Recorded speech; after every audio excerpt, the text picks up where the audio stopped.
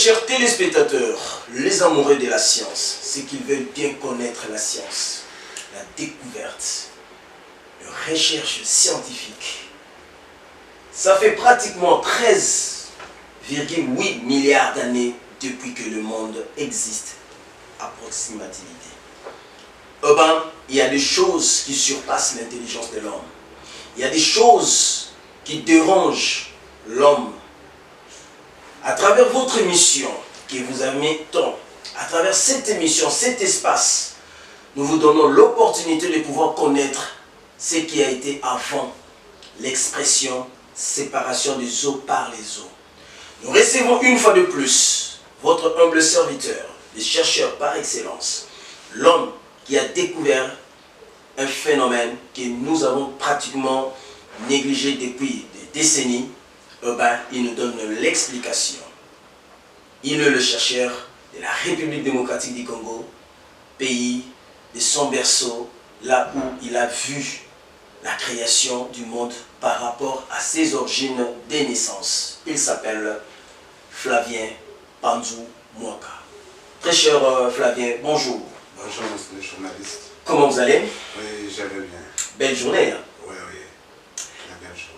Qu'est-ce que les auditeurs peuvent aujourd'hui recevoir de vous comme élément qui pourra retracer encore leur bonheur pour aimer la science?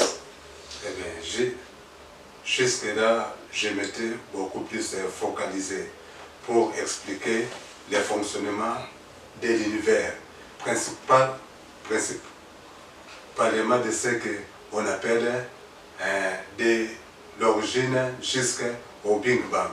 Mais aujourd'hui, nous allons beaucoup plus nous focaliser autour de la question des origines de l'univers. Parce que c'est ça qui est maintenant dans l'actualité scientifique. L'actualité scientifique, où est-ce que nous en sommes par rapport à l'actualité scientifique? Est-ce que les télescopes ont encore découvert quelque chose de spécial, de nouveau? Ou bien nous sommes toujours dans le verre, on est toujours en train de vérifier ce que les télescopes nous ont dit sur le phénomène Big Bang? Jusque-là, disons que la NASA a dépensé plus de 10 milliards de dollars afin de construire des télescopes qu'on appelle James Webb, afin que ces télescopes puissent nous apporter des éléments qui vont encore confirmer les phénomènes Big Bang. Sauf que ces télescopes ne peuvent pas nous donner des réponses sur ce qui est de l'origine de l'univers. J'ai l'impression qu'on nous a toujours dit que l'Afrique est le berceau de l'humanité. Pourquoi ne pas prendre ces télescopes qui étaient plantés au niveau des États-Unis, les ramener au niveau peut-être de l'Afrique ou en Égypte ou bien en République démocratique du Congo, de les positionner, parce qu'on nous a toujours dit que le méridien de Greenwich passe, l'équateur passe par nous ici en République démocratique du Congo. Effectivement, quand on parle que l'Afrique est le berceau de l'humanité, on ne voit pas l'univers, mais on voit l'existence des hommes. Or, l'univers a été créé beaucoup plus avant, parce que les hommes sont venus maintenant habiter après, ou ont apparu après.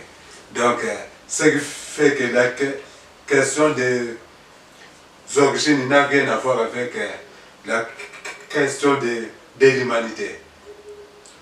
C'est-à-dire que si le premier homme a été découvert en Afrique, c'est-à-dire que les origines aussi du monde peuvent être parties de l'Afrique. Non, non, les origines du monde sont parties de nulle part. Mais il doit y avoir un point de repère. Oui, effectivement, le point de repère, c'est effectivement le Big Bang. Sauf qu'aujourd'hui, étant donné que cet univers ne fait que devenir grand, alors on ne sait plus le point exact où se trouvait effectivement l'accès du départ. On ne le sait plus. C'est ainsi qu'aujourd'hui, on essaie un peu de lire ça à travers les images des télescopes. Mais jusque-là, on n'a pas encore la vraie réponse sur ce sujet. Si nous tâtonnons, pourquoi continuer avec les dépenses que les États, les plus grands États du monde mettent beaucoup de moyens au niveau de la NASA pour faire des recherches? S'il n'y a pas de progrès, il faut mieux laisser. Non, on ne dit pas qu'il n'y a pas de progrès. Il y a effectivement de grands progrès. Sauf qu'il y a des mystères. Il y a encore beaucoup de choses qui sont encore mystérieuses pour nous. Enfin, de pouvoir effectivement répondre à la question. Voyez-vous? Donc, jusque-là, selon la science, l'univers a commencé, je vous ai dit, par un phénomène qu'on appelle le Big Bang. Okay. Or, le Big Bang, ce n'est pas le nom d'une chose. C'est un phénomène qui s'est manifesté dans l'univers primitif. Un phénomène naturel. Voilà, c'est un phénomène naturel qui s'est manifesté dans l'univers primitif. Okay. En fait, quand on dit que l'univers a commencé par le Big Bang, là, ce ne sont que des révisions que j'ai faites. Quand on dit que l'univers a commencé par le Big Bang, c'est-à-dire pour les savants, pour les astrophysiciens, au départ, l'univers était un petit point concentré. Et c'est ce point-là qui a connu une expansion fulgurante. Et c'est cette expansion-là qu'on a effectivement appelée Big Bang. Et ce point-là, c'est ce qui fait qu'aujourd'hui, nous avons toutes les planètes et tous les continents et consorts. Mais pour découvrir effectivement l'axe où ce point était à l'origine, là, pour aujourd'hui, c'est encore un grand mystère. Est-ce que c'est une flèche qui a un point de départ? Nécessairement, cette flèche doit avoir aussi un point d'arrivée. Bon, quant à dire le point d'arrivée, là, en tout cas, il n'y a pas encore des réponses. Mais jusque-là, on se focalise beaucoup plus sur le point de départ. Dans l'autre épisode, vous nous avez parlé, il y aura, le Soleil est plus grand 80 fois plus que la Terre. C'est-à-dire le Soleil, oui, voire même 1 million de fois. Voilà. C'est-à-dire qu'il y a ce qu'on appelle l'apogée qui pourra survenir peut-être dans les années qui viennent, les années futures. C'est ça qu'on appelle peut-être le déclin ou l'apogée là. Oui, ce qui est là, c'est que la fin du Soleil, voilà, marquera la fin de l'humanité. C'est pourquoi je dis qu'il y a une flèche. Non, mais ça ne marquera pas la fin de l'univers. Parce que les autres astres vont toujours continuer à exister. Êtes-vous sûr? Mais oui, parce que le Soleil n'est qu'une étoile parmi toutes les étoiles que nous voyons. Puissante. Non, non. D'ailleurs, elle fait partie des petites étoiles. Et donc tous les étoiles que nous voyons dans le ciel sont plus grands que le Soleil. Et ça ne nous éclaire pas autant que le Soleil. Oui, oui. Sauf qu'ils sont effectivement très très lointains.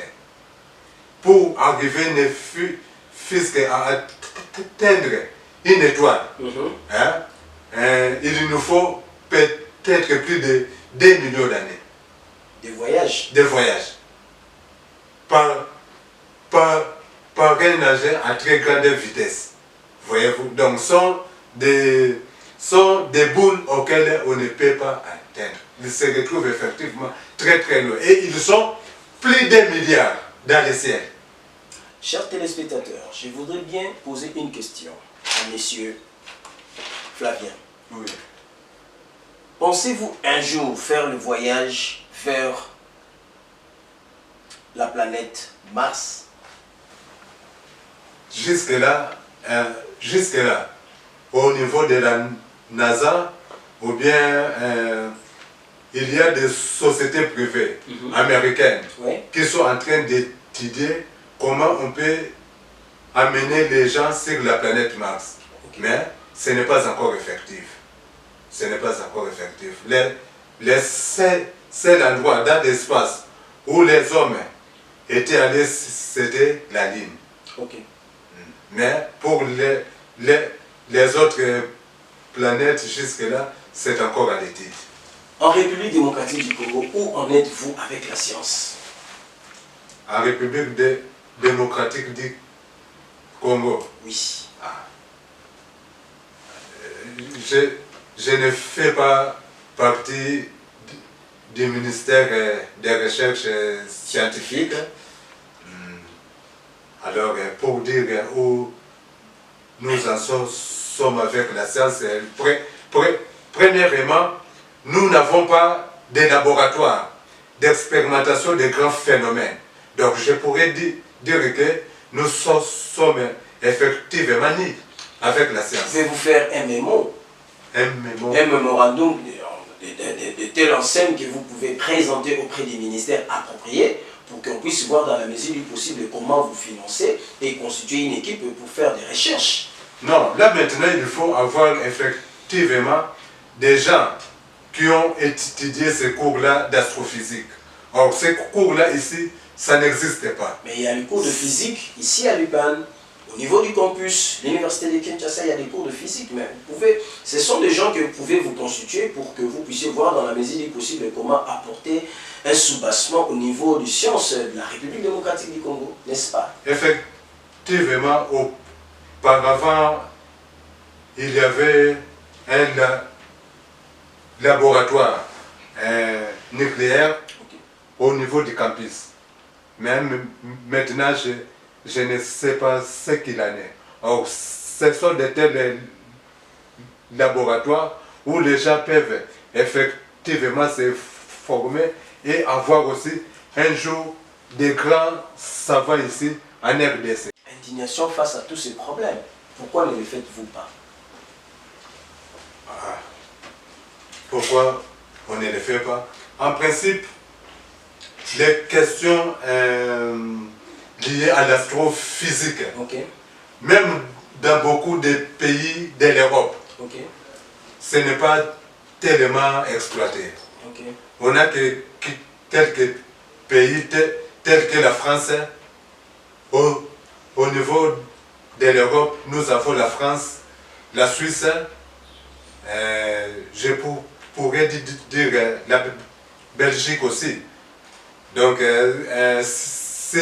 c'est là où se concentrent en fait les budgets de plusieurs pays qui contribuent pour développer les recherches. C'est-à-dire que si ici, on avait aussi des chercheurs expérimentés, ils pouvaient aller dans ces laboratoires-là pour faire des recherches. Voyez-vous? Revenons un peu sur les origines de la création. Oui, pour ce qui est des origines de la création, là on peut repartir avec un exemple. Ici, nous avons un œuf. Entre cet œuf et la poule, qui a précédé l'autre? Bon, les questions, c'est nous qui les posons. Mais je ne suis pas habilité à pouvoir répondre à votre question, mais nous savons que pour qu'un œuf, pour que nous puissions avoir la poule, nous devons avoir l'œuf. Mais avant que cet œuf ne vienne, c'est-à-dire qu'il faut avoir d'abord la poule. C'est-à-dire la poule a été avant que nous puissions avoir l'œuf. Non. Là, maintenant, moi, je peux vous dire que jusqu'à aujourd'hui, que ce soit les grands savants biologiques, juste, ils n'ont pas encore trouvé des réponses. Mais parce qu'ils ne veulent pas voir la réalité en face. Donc c'est pour dire que la question des origines, c'est vraiment une question très très pertinente. Parce que une fois qu'on arrive au niveau des origines, on se pose toujours la question et qu'est-ce qu'il y avait avant? Qu'est-ce qu'il y avait avant? Donc, quand aujourd'hui, on dit que l'univers a commencé par le Big Bang, là maintenant c'est comme si on est en train de dire que l'univers a commencé à travers un noyau. À travers un noyau. Maintenant... Mais ces graines-là, c'est un noyau. Oui, oui, c'est C'est un noyau, oui. Maintenant, là j'ai les noyaux d'une mangue. Oui. Donc, quand on dit que l'univers a commencé par le Big Bang, c'est comme si l'univers a commencé par un noyau. En fait, à l'intérieur de ces noyaux, la mangue est minorée. C'est-à-dire tout ce qui adviendra de la mangue, ça se trouve à l'intérieur.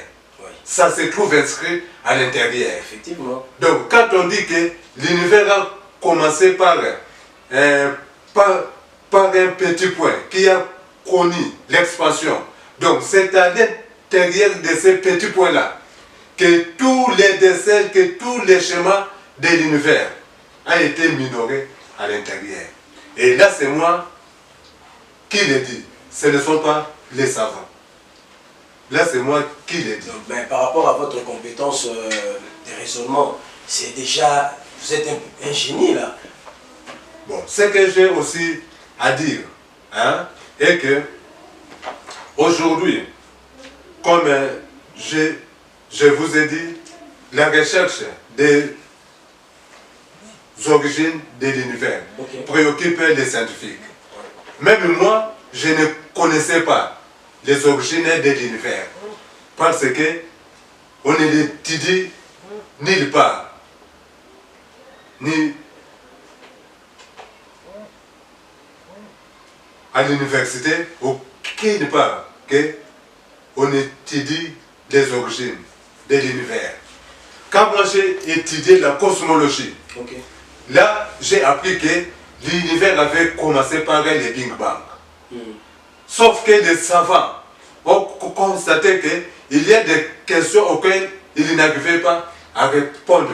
Alors maintenant c'est par là que maintenant l'étude des origines, c'est-à-dire ce qu'il y avait avant le Big Bang est devenu très important. Mais jusque-là, il n'y a aucun savant. Ils ont émis des théories, mais il n'y a aucune théorie qui a satisfait la communauté scientifique.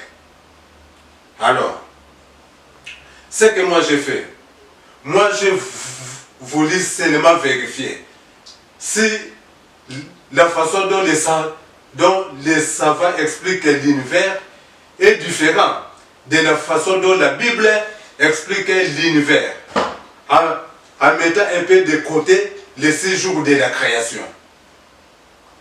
Et là, j'ai été surpris tout d'abord de constater que les phénomènes Big Bang étaient à l'intérieur.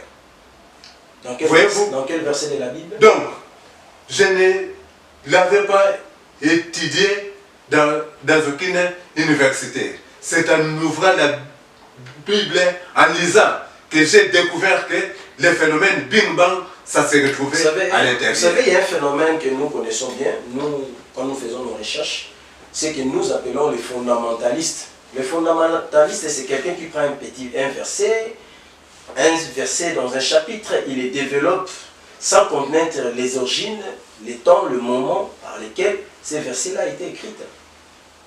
Effectivement, moi, je suis un chercheur, je ne peux pas raisonner comme les fondamentalistes. Parce que quand on raisonne comme les fondamentalistes, on devient comme un fanatique. Mais moi, je suis un chercheur et je fais mes recherches d'une façon objective. C'est-à-dire, ce n'est pas parce que je suis croyant que je vais directement appuyer des choses que je ne peux pas démontrer devant les scientifiques. Donc, je vous ai dit que quand j'ai ouvert la Bible pour voir comment il explique l'univers, ce qui m'a tout d'abord surpris, c'est le fait d'avoir découvert que les phénomènes Big Bang étaient à l'intérieur.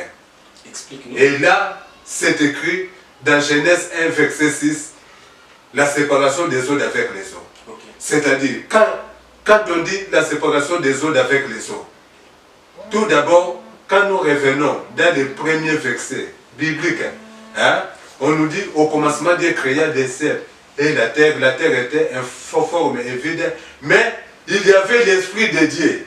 Hein? Il y avait l'esprit de Dieu qui se mouvait sur les eaux. Okay. Voyez-vous, il y avait l'esprit de Dieu qui se mouvait sur les eaux. C'est-à-dire, au départ, il y avait quelque chose qui était uni. Voyez-vous? Un esprit, c'est quelque chose qui est en fait... On ne voit pas, une force. Une force, oui. Disons que les termes scientifiques actuels,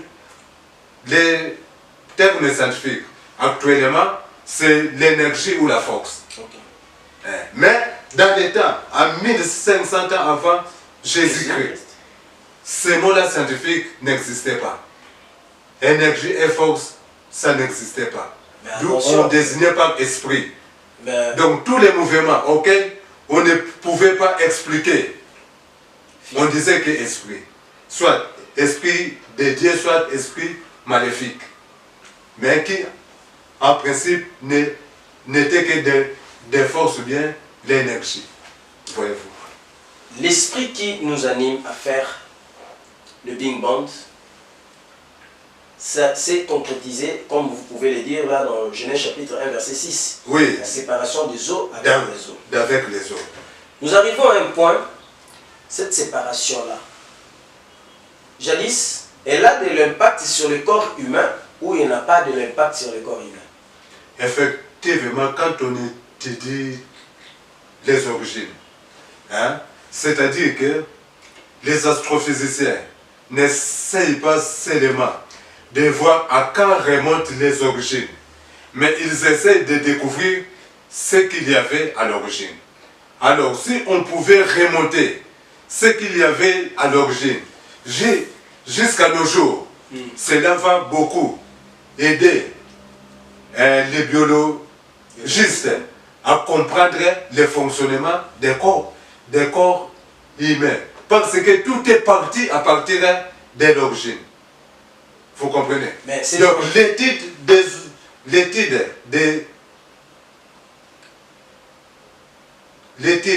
des origines, c'est presque l'étude des origines de toutes choses. Voilà. C'est ça. Donc c'est pour cela que c'est vraiment très important. Et que les Américains, les gouvernements mettent beaucoup de moyens aux savants pour qu'ils puissent arriver à remonter jusqu'aux origines de l'univers. Si nous avons du mal à pouvoir capitaliser nos recherches au niveau des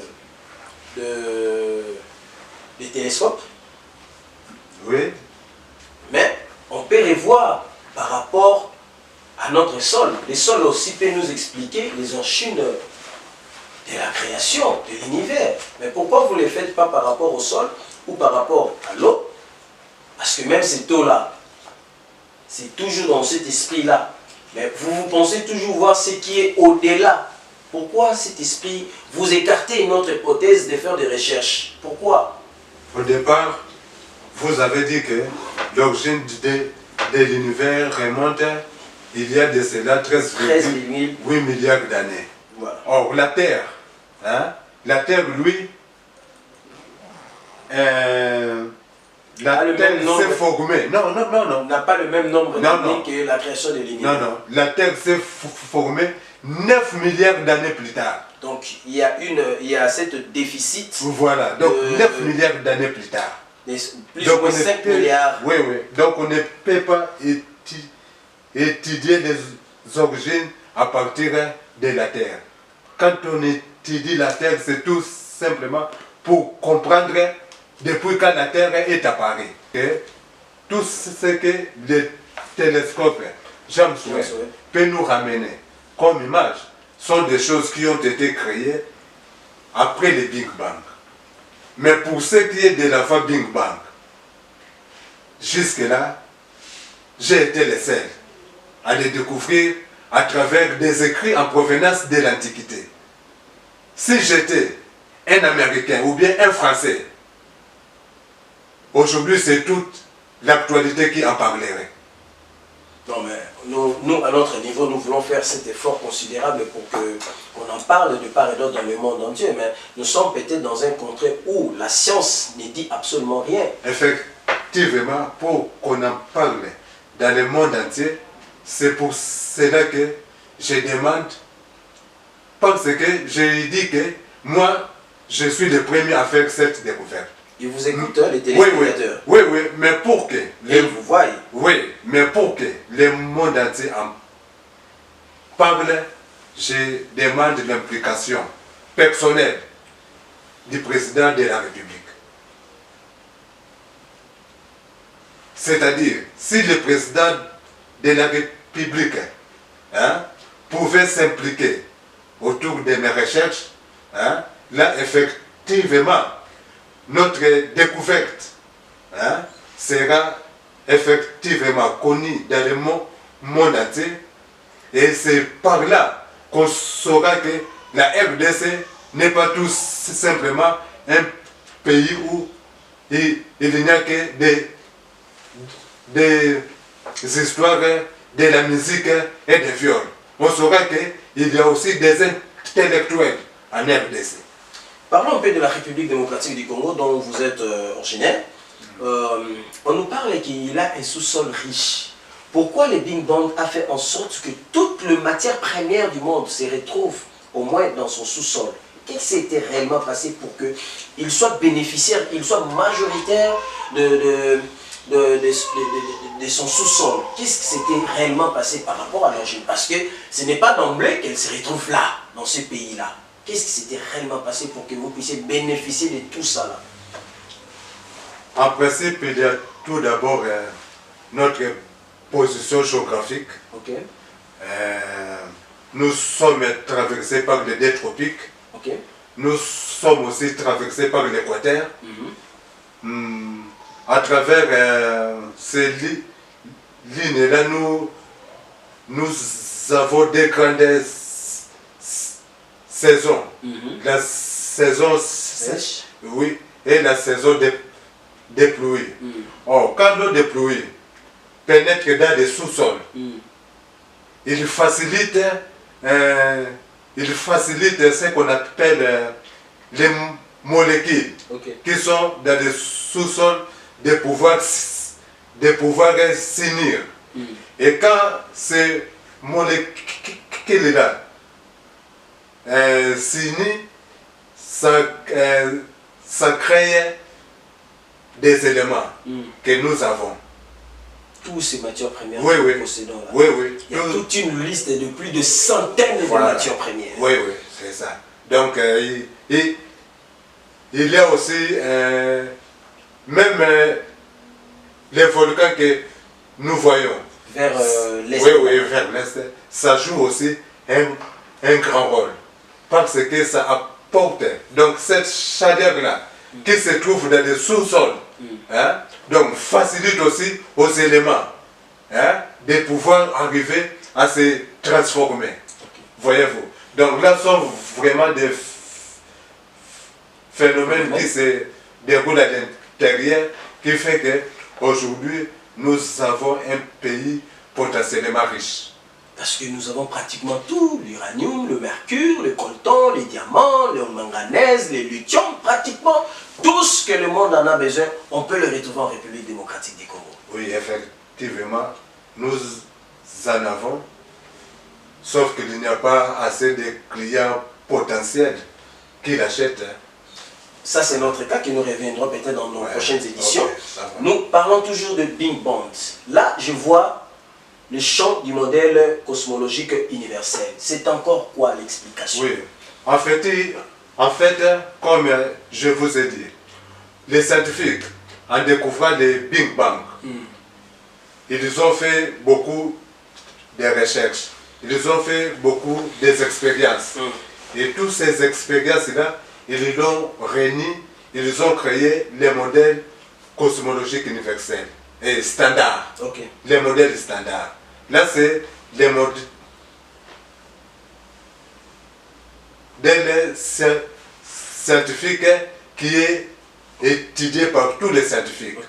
Maintenant, moi, j'ai apporté quelque chose de plus. la sphère de l'avant Big Bang, qui n'est pas reconnue encore par les scientifiques. Et l'effet pour moi de prendre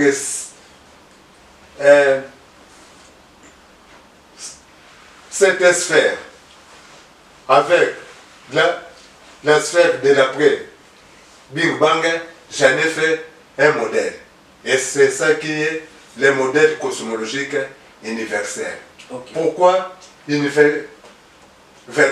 Parce que c'est un modèle que tout le monde lit au jour le jour, dans les chapitres 1er et 2e de la Genèse. Sauf que personne jusque-là n'a su effectivement l'expliquer. Cher Flavien, le modèle cosmologique universel que nous présentons aujourd'hui, ensemble avec vous, vous qui êtes le patron, l'initiateur, vous qui menez des recherches, êtes-vous sûr de pouvoir le démontrer face aux Américains, aux Français, aux Belges, aux gens qui ont beaucoup plus de moyens par rapport aux origines de l'univers? Oui, c'est-à-dire, tout d'abord, je voulais dire aux gens comment j'ai découvert les origines de l'univers. Parce que on ne l'enseigne nulle part. Alors, comme je disais au début, c'est-à-dire, moi j'ai voulu vérifier si effectivement la façon dont la Bible explique l'univers est différente de la science. Et c'est à travers la Bible, c'est par là que j'avais effectivement découvert que les phénomènes, je ne dis pas le Big Bang, mais les phénomènes du Big Bang est biblique, à travers les versets, la séparation des eaux d'avec les eaux.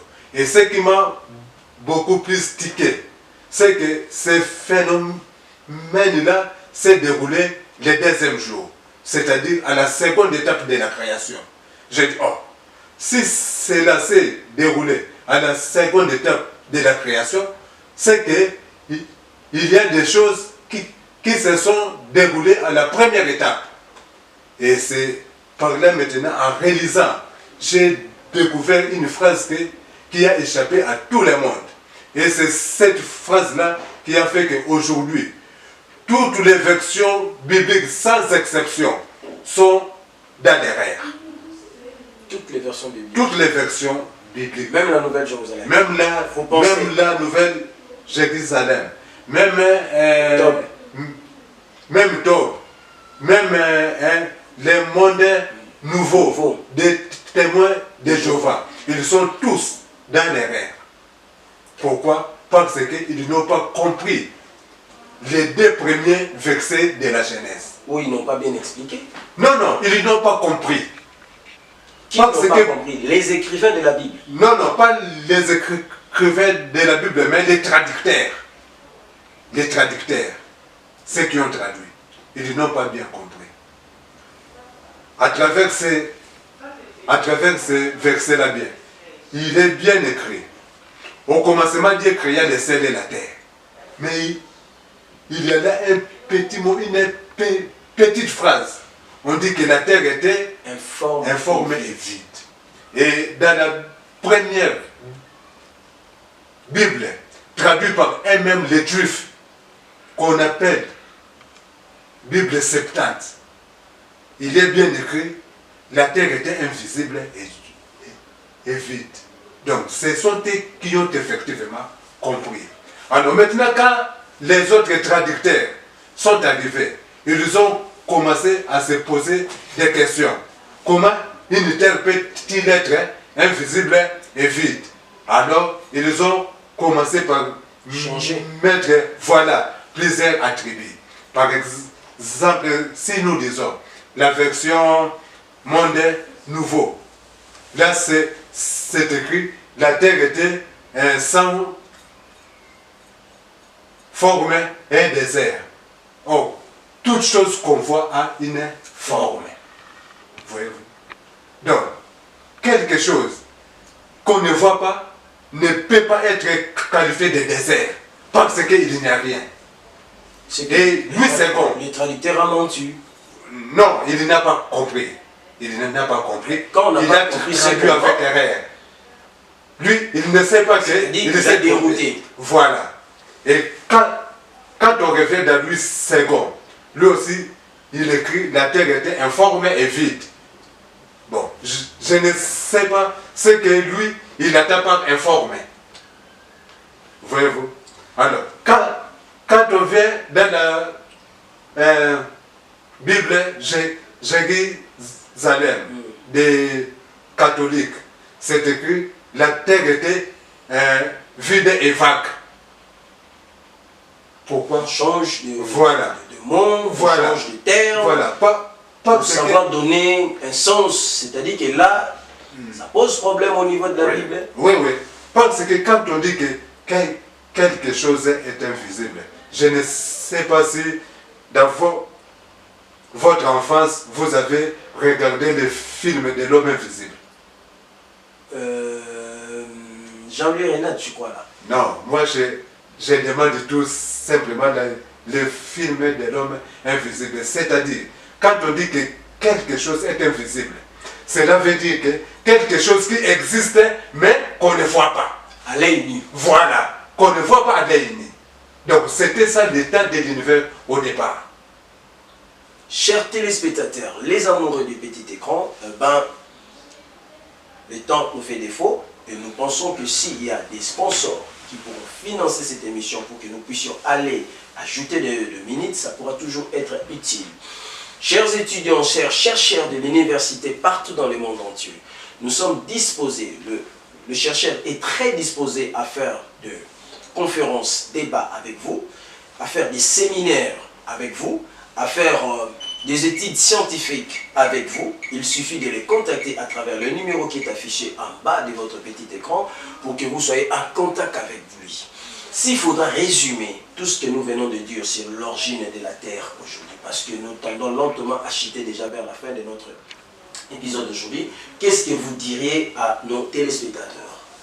Non, l'origine de la Terre, c'est bien écrit à travers la Bible, que quand il y a eu séparation des eaux avec les eaux d'en bas, la Terre a émergé. C'est-à-dire, quand il y a eu le Big Bang, le Big Bang a créé plusieurs astres. Et c'est l'un de ces astres-là qui est devenu effectivement notre Terre. Donc, voyez-vous que et la science et la Bible parlaient le même langage, mais chacun dans son contexte. Voilà. C'est-à-dire, si des savants découvrent une même chose, mais qu'ils ne se connaissent pas, chacun va devoir donner son nom. Mais quand on va malaxer leurs idées, on découvrira qu'ils ont découvert la même chose. Ça me fait rire en me disant que l'homme scientifique ne fait pas de jeûne et de prière pour voir ce qui est de l'au-delà. C'est-à-dire, dans le monde invisible, ils utilisent peut-être des télescopes pour avoir très loin. Mais l'homme spirituel, lui, il le voit à travers les songes. C'est-à-dire qu'ils sont des pères toujours. Parce qu'ils vont te voir, voilà, j'ai vu ceci, il m'a perdu à la c'est un peu dans ces contextes-là que je pourrais me dire. Oui, c'est à peu près ça. Oui, bon, moi, je pourrais aussi confirmer ça. Sauf que l'explication de l'homme scientifique est trop percutant. Non, l'explication de l'homme scientifique et l'explication de combien de mortels sont différents. Mais si on essaye de malaxer ça, on découvrirait qu'il parle presque voilà, le même langage. Donc là, comme je vous ai dit que si la science aujourd'hui nous dit que l'univers a commencé à travers le Big Bang, il y a aujourd'hui un homme qui a découvert effectivement que l'univers n'avait pas commencé par le Big Bang, mais au début de l'univers, il n'y avait que le vide. Il n'y avait que le vide. Et le Big Bang est venu au cours des processus de l'évolution de l'univers. Notamment, ce processus s'est déroulé à travers les versets bibliques qui dit que l'Esprit de Dieu s'est mouvé sur les eaux. Et c'est toujours à travers ce là, hein, qu'il y a eu maintenant émergence de la première lumière, auquel il est dit que la lumière soit et la lumière fut. Et aujourd'hui, pour qu'on puisse découvrir effectivement que ce que j'ai dit est vrai, si on pouvait encore réétudier cette lumière-là, auquel il est écrit bibliquement que la lumière soit et la lumière fut. Parce que les savants ont photographié ça. Et comme ils ne savent pas que c'est biblique, hein, ils ont donné un nom, les rayonnements fossiles. Okay. Et ça, c'est vraiment la photo de cette lumière qui a été photographiée par les savants. Mais au moins, après 13 milliards d'années, donc ça ne peut pas être une image identique de la création de l'univers. Non, c'est-à-dire que les savants ont découvert que cette lumière, hein, est réapparue 380 ans plus tard après le Big Bang. Okay. Ils ne savent pas d'où il vient. Alors, c'est bon phénomène. Donc encore une fois, dans le monde, c'est moi qui ai découvert l'origine de cette lumière. Dans le monde, j'ai dit. Chers téléspectateurs, nous voici arrivés en terme de cette émission pour ce soir. Ça dépend de l'heure à laquelle vous les suivez. En tout cas, M. Flavien est très disponible et très disposé à pouvoir vous rencontrer afin que vous puissiez faire des échanges. Raison pour laquelle nous faisons appel aux étudiants de toutes les universités du monde.